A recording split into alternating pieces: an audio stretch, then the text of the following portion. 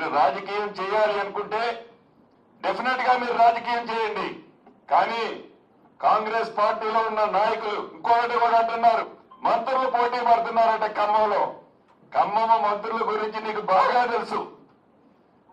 ఖమ్మం మంత్రుల గురించి, ఖమ్మం రాజకీయం గురించి మీకు తెలుసు, మీ మామకి తెలుసు.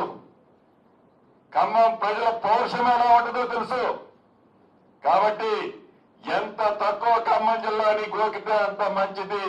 గౌరవ మాజీ మంత్రి వర్యులు, మీరు రాజకీయం చేయాలి అనుకుంటే డెఫినెట్ గా మీరు రాజకీయం చేయండి. కానీ కాంగ్రెస్ పార్టీలో ఉన్న నాయకులు ఇంకొకటి కూడా అంటున్నారు, మంత్రులు పోటీ పడుతున్నారట ఖమ్మంలో. ఖమ్మం మంత్రుల గురించి నీకు బాగా తెలుసు.